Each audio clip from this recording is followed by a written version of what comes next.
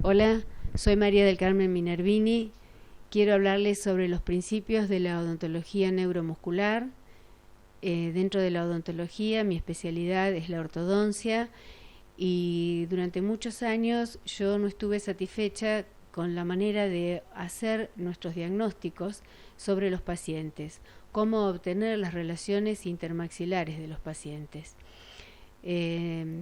Estaba la posibilidad en ese momento de que tomar las relaciones intermaxilares con esta palabra mágica que era la relación céntrica, que yo la verdad que no sabía cómo establecerla en mis pacientes.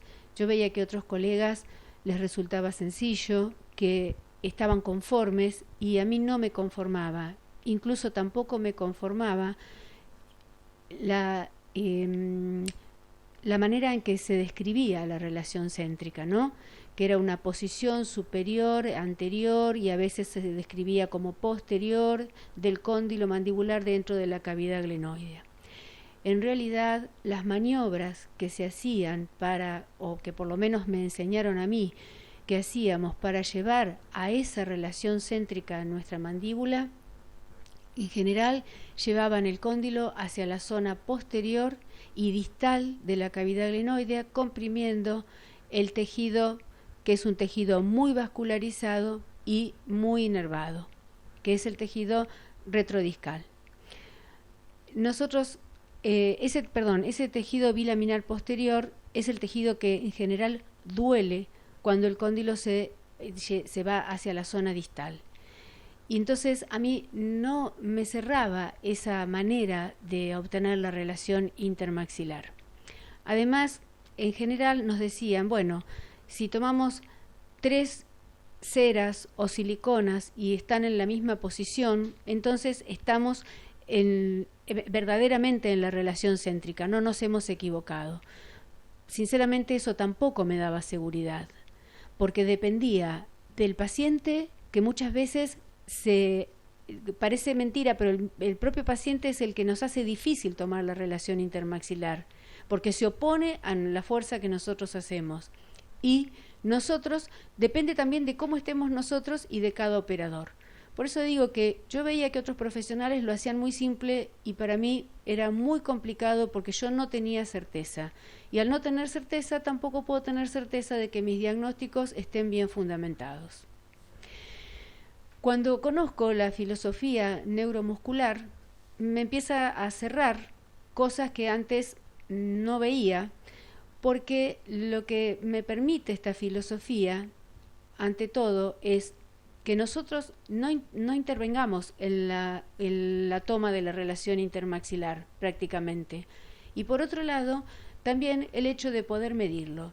Y cuando uno puede medir algo, es un hecho. Pero si uno lo dice, es una opinión. Esto es odontología basada en la evidencia. Por eso para mí la odontología neuromuscular es lo que elijo y ojalá los pueda atraer a ustedes a esta filosofía. Bueno, como primera medida, nosotros somos, me lleva a la pregunta de si nosotros estamos seguros de conocer, como conoce el maratonista, cuál es la línea de partida y cuál es la meta a la que tiene que llegar, sería nuestro diagnóstico, nuestro plan de tratamiento y nuestra final de tratamiento, si nosotros estamos seguros de cuál es ese inicio. Porque el tratamiento en odontología requiere de una adecuada relación de las partes constitutivas del sistema estomatognático, que se encuentra compuesto por una tríada que actúa en forma sinérgica e interdependiente. Son los dientes, las articulaciones y el sistema neuromuscular. Y la relación que existe entre la arcada superior y la arcada inferior, nosotros la conocemos con la palabra oclusión. Desde el año 1700 la odontología busca cómo relacionar las arcadas dentarias entre sí. Ya el odontólogo de un zar de Rusia usaba modelos de escayola, de yeso, y los articulaba manualmente. ¿Por qué es importante relacionar bien las arcadas dentarias? Porque la manipulación de las relaciones oclusales puede afectar los patrones de carga y de exigencia sobre la articulación temporomandibular y el sistema neuromuscular. Y tenemos que tener en cuenta que la articulación temporomandibular relaciona la mandíbula con el cráneo y nosotros queremos obtener una correcta relación mandíbulo-cránica. Entonces nos preguntamos qué es la oclusión. Para nosotros la oclusión decimos que es el máximo ajuste de las piezas dentarias durante la deglución y podemos decir que la orientación espacial alcanzada por la mandíbula en ese momento la podremos considerar y podríamos llamarla relación céntrica. La palabra oclusión ha dividido a muchos estudiosos, hay muchísimas opiniones y muchísimas escuelas, porque muchas veces la palabra oclusión también se relacionó con la palabra relación céntrica. Se crearon escuelas diferentes de pensamiento y el doctor Felipe Misitano dijo que si uno quiere crear enemigos, hable de política, de fútbol o de oclusión. Yo no pretendo generar enemigos con esta charla, sino al contrario, atraerlos a esta filosofía que además de ser muy interesante, es lógica y, como les dije, está basada en la evidencia. Surge entonces la especialidad de la anatología, ¿no? Que significa anatos mandíbula y logos estudio. O sea, es el estudio de las relaciones intermaxilares en la odontología, es el estudio de la oclusión en la odontología. Si bien la visión general de la interacción entre la oclusión dentaria, los tejidos de soporte, los músculos, las articulaciones temporomandibulares siempre fue una concepción mecánica, el sistema masticatorio constituye una unidad funcional y eso lo tenemos que tener en claro.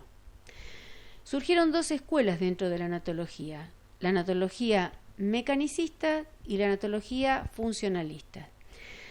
La natología mecanicista son los natólogos tradicionales, que siempre se ocuparon mucho en tratar de reproducir la articulación temporomandibular por un elemento mecánico, y así surgieron los articuladores, la infinidad de articuladores que conocemos. Y por otro lado está la escuela funcionalista, los natólogos funcionalistas, desde donde nace la odontología o natología neuromuscular. La natología tradicional o mecanicista establece que la máxima intercuspidación sucede con los cóndilos en la cavidad glenoidea, sin tener en cuenta la presencia de los músculos o interesándose en forma relativa en ellos. En cambio, la natología neuromuscular establece que la máxima intercuspidación se efectúa en armonía con el tono muscular y se interesa en forma relativa por la posición de los cóndilos dentro de la cavidad glenoidea. ¿Cuándo sucede la oclusión o la máxima intercuspidación? Sucede en la deglución, fuera del ciclo masticatorio. Podemos decir que en la deglución entonces hay oclusión y en la masticación no hay oclusión. Prueben ustedes, hagan un acto deglutorio y se van a dar cuenta que ponemos en contacto las piezas dentarias inferiores con las piezas dentarias superiores. ¿Y por qué? La mandíbula sale de la posición de reposo, se eleva haciendo una trayectoria, busca el cierre y se estabiliza brevemente en el maxilar superior y después vuelve a la posición de reposo. Esto sucede porque la mandíbula necesita estabilizar su posición, lo hace con las piezas dentarias superiores porque es requerida por los músculos de la masticación y por los músculos de la lengua distalmente. ¿Y por qué es importante saber que se da en la deglución? Porque nosotros deglutimos 1500, 2000 veces por día, es un acto vital y es un acto involuntario. Y debe realizarse en la mejor posición mandibular con la musculatura en condiciones óptimas de iniciar un cierre y una contracción que permita a la mandíbula guiarse bien en la condición de cierre. Ahora, en condiciones fisiológicas, este acto deglutorio se da sin ningún tipo de compensaciones, pero cuando existe un problema articular o un desequilibrio oclusal, la necesidad de estabilizar la mandíbula va a crear una serie de compensaciones neuromusculares que van a generar sintomatología. Y ahora les quiero mostrar qué es lo importante. Fíjense en este esquema, el sistema estomatognático, dijimos que está compuesto por los dientes, por las articulaciones temporomandibulares y por el sistema neuromuscular. Como ven acá, los dientes dominan. Las articulaciones temporomandibulares se acomodan y el sistema neuromuscular se acomoda. Nosotros tenemos, ¿por qué decimos que los dientes dominan? Porque justamente la mandíbula va a ir a donde las piezas dentarias le permitan llegar. Y si yo tengo una pieza dentaria que está fuera de posición, haré un movimiento extra para poder lograr la máxima intercuspidación. Entonces, ¿de dónde voy a partir para mis tratamientos? Si yo tengo oclusiones como esta, que puede ser un paciente que llega al consultorio, yo no puedo considerar que esta oclusión habitual de mi paciente tenga una buena posición mandibular. Entonces, no puedo tomar la oclusión habitual de mi paciente y decir, bueno, yo tomo una relación intermaxilar con una cera o con una silicona y a partir de acá hago el diagnóstico de mi paciente. Tampoco puedo tomarlo a partir de establecer una relación céntrica y montarla en un articulador, porque yo me puedo encontrar con cualquiera de estas articulaciones que pueden ser cualquiera de estas que vemos acá. No sé cómo está la articulación de mi paciente. Entonces tampoco puedo tomar la relación intermaxilar a partir de la relación céntrica. Además, en mi caso, que atiendo muchos pacientes jóvenes, quiero decirles que se asombrarían de saber la cantidad de problemas articulares que hay en pacientes niños y en pacientes jóvenes. Bueno, no puedo entonces tomar tampoco la relación intermaxilar a partir de lo que nosotros llamábamos relación céntrica. Además, si yo tuviera una buena articulación temporomandibular, supongamos, como puede verse acá, este cóndilo que parece tener una morfología normal, ¿cómo lo represento en un elemento mecánico con esta bolilla que representaría este cóndilo y estas cazoletas que representarían la articulación, la cavidad glenoidea? Tampoco eso me da seguridad. ¿Por qué? Porque aparte de eso también tengo que pensar que nosotros no somos simétricos y los articuladores están construidos también en forma simétrica. Entonces, tampoco nosotros obtenemos la relación intermaxilar a partir del montaje en un articulador. Bueno, entonces, ¿dónde trabajamos? Nosotros trabajamos sobre el sistema neuromuscular. ¿Por qué? Porque trabajando sobre el sistema neuromuscular buscamos una correcta intercuspidación y una correcta posición de los cóndilos dentro de las articulaciones temporomandibulares. ¿Por qué?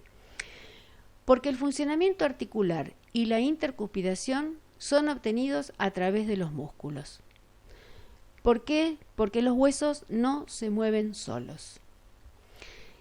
Y hay el doctor Bosquiero y el doctor Basotti dijeron que la odontología tradicional ha olvidado un principio fundamental del movimiento, que cada movimiento es comandado por el aparato neuromuscular, guiado por los receptores nerviosos y solamente limitado por las articulaciones.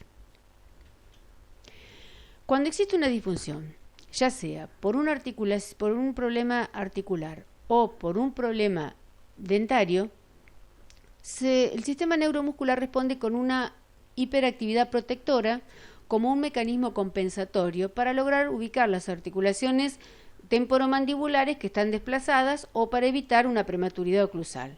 Por lo tanto, para lograr una oclusión habitual, y una correcta posición de los cóndilos dentro de la cavidad glenoidea, la musculatura elevadora y posicionadora va a ser un trabajo extra. La pregunta es si nosotros estamos seguros entonces de que la posición habitual de nuestro paciente, la oclusión habitual, es fisiológica. Por todo esto que yo les he dicho, no puedo estar segura que la oclusión habitual de mi paciente sea fisiológica. ¿Por qué? Porque los músculos de la cabeza y cuello a menudo se preparan para permitir una oclusión deficiente. El cerebro recibe esa información a través de los propioceptores y se programa para mantenerla. Por lo tanto, si nosotros usamos esa posición, es una posición acomodada y es una posición propioceptiva y vamos a tener un diagnóstico pobre y un plan de tratamiento pobre. Bueno, ¿qué hacemos?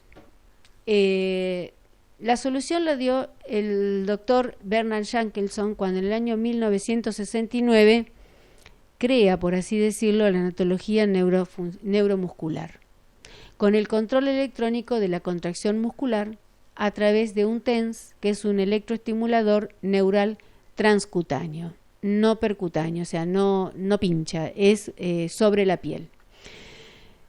Es una revolución científica que no se basa en conocer hechos nuevos, sino en ver los hechos que ya existían desde otro punto de vista o de otra manera. Entonces, Shankelson, al crear el TENS, obtiene una miocéntrica, que es la relación intermaxilar que estamos buscando, y decimos, bueno, ¿qué es la miocéntrica? Bueno, la miocéntrica es la posición a la que iría la mandíbula de no existir una alteración dentaria o algún contacto deflectivo a nivel dentario. Podemos decir que es una oclusión dentaria que permite una buena posición de los cóndilos dentro de la cavidad glenoidea en equilibrio neuromuscular, o también una posición mandibular en función de un movimiento mandibular óptimo. Y Shankelson describe que cada individuo tiene su propia miocéntrica. La miocéntrica se obtiene a partir de 3 referencias, que son las que nos da Shankelson, y que, esta filosofía se basa en la posibilidad que tiene el TENS de reproducir estas 3 referencias, que son la posición de reposo, la trayectoria neuromuscular de cierre y el espacio libre interoclusal. La posición de reposo es la plataforma de lanzamiento desde la cual la mandíbula se eleva a la oclusión, desde donde comienzan y terminan todos los movimientos mandibulares, y está determinada por la longitud de los músculos estomatognáticos en equilibrio postural. Esto es lo que nosotros logramos en nuestros pacientes, la posición de reposo a través del TENS, porque es a partir de esa posición de reposo que nosotros también vamos a tener un espacio libre, que es un espacio virtual, en el cual no debe existir ningún contacto deflectivo dentario que le impida a la mandíbula obtener un buen cierre. Tiene como, el espacio libre está limitado por arriba y por abajo y por los costados, por la anatomía de las piezas dentarias. Y la última referencia es la trayectoria de cierre. Para nosotros es la trayectoria de cierre neuromuscular. Es una trayectoria desde el espacio de reposo hasta el cierre sin interferencias, pasando por el espacio libre. Bueno, quiero mostrarles que nosotros logramos esa miocéntrica, la obtenemos con una silicona, como se puede ver acá en esta diapositiva. No sé si se alcanza a ver que existe una silicona interpuesta entre ambas arcadas. Ya hemos relajado al paciente y hemos tomado la relación intermaxilar. Nosotros cuando obtenemos la posición de reposo, obtenemos la longitud genética del músculo, que es la longitud que tiene que tener el músculo de no existir ninguna alteración. Esta es la posición que tiene mi paciente con la longitud genética muscular y la miocéntrica lograda. Fíjense en esta parte inferior, este es el espacio de la miocéntrica que tiene mi paciente, y en ese espacio es en el espacio donde yo voy a trabajar. Yo tengo que tratar de que mi final de tratamiento sea como si el paciente estuviese dentro de la miocéntrica. O sea, en ese espacio yo tengo que trabajar. No puedo mover al paciente de esa posición. Por eso fíjense la estructura de este articulador, que no tiene la representación de las articulaciones temporomandibulares y tiene un vástago atornillado para que solamente sea la posición interoclusal la que me defina el diagnóstico y el plan de tratamiento de mi paciente. Y fíjense, en este caso, un paciente, fíjense la oclusión habitual, fíjense la relación molar que existe, prácticamente es una clase 2 de los dos lados, y cuando yo relajé a mi paciente, obtuve la posición de reposo con la longitud genética. Esta fue la posición que obtuve, que para mí es la oclusión neuromuscular. Fíjense cómo cambia la posición de la mandíbula. Yo sé que la mandíbula está donde debería estar y entonces esa es mi posición para el diagnóstico de mi paciente. No tomo la oclusión habitual de mi paciente, sino la oclusión neuromuscular. ¿Cómo la mantengo? Bueno, la mantengo a través de un dispositivo intraoral que nosotros también llamamos ortosis. El paciente, cuando tiene una alteración de la articulación temporomandibular, una disfunción, generalmente usa esta ortosis durante un tiempo, 6 meses aproximadamente, hasta que los signos y síntomas desaparecen, y luego, en la medida que se va recortando la ortosis y se van reposicionando las piezas, de manera que se obtenga la relación intermaxilar como lo marcó la miocéntrica. Acá tenemos una ortosis ubicada en boca y esta es la posición inicial de mi paciente. Esa es la posición en la cual yo comienzo a trabajar con mi paciente. Bueno, la estimulación eléctrica neural transcutánea se hace a través de estos aparatitos que ven acá, que son los TENS. Acá tienen un TENS Home que tiene solamente 3 canales, 2 para la zona preauricular y un neutro, y si no, un TENS J5 que tiene canales para las articulaciones temporomandibulares y para los músculos o para el nervio espinal y los músculos de todo el cuello. Entonces, a través de el uso del TENS, que es una estimulación neural transcutánea que da un estímulo cada segundo y medio, 2 segundos, el paciente recibe ese estímulo. Es un TENS de ultra baja frecuencia que trabaja con 0.6 Hz aproximadamente y hace una relajación, un masaje del músculo y se aumenta el metabolismo. Aproximadamente en 8 veces se descombra el ácido láctico y se pasa de un metabolismo anaerobio a un metabolismo aerobio. De esa manera nosotros obtenemos la longitud genética del músculo, el espacio de reposo y después vamos a obtener también la trayectoria neuromuscular. Bueno, estos son los elementos de evaluación que nosotros tenemos. Estos elementos de evaluación los conocí a través de mis mentores. Yo pertenezco al ICMO, que es el International College of Craniomandibular Orthopedics. Yo pertenezco a la sección sudamericana. Mis mentores son la doctora Miriam Carballo y el doctor Carlos Capmúrteres, de los que aprendí todo lo que sé y sigo aprendiendo. Ellos me presentaron este sistema de evaluación que se llama K7, que tiene las posibilidades de a través de hacer un tracking mandibular y a través de un juego de imanes que se pone por fuera del paciente y por dentro del paciente. También se obtiene una electrosonografía y también se obtiene la posición de los músculos a través de este preamp. Aquí se los señalo. Esto nos permite obtener scan, que son imágenes que nos permiten saber cómo estamos con nuestros pacientes. Por eso yo les decía que esto es odontología basada en la evidencia. ¿Por qué? Porque yo tengo la posibilidad de medir cuándo comienzo el tratamiento, en mitad del tratamiento, final del tratamiento, controles posteriores de mi paciente, y eso es un hecho. Eso es un hecho que a mí me da la posibilidad de ver cómo está mi paciente, incluso ver si he llegado a un buen final con mis pacientes. Acá les muestro algunas imágenes. Acá tienen un scan que me muestra cómo estaba mi paciente al comienzo y al final del tratamiento.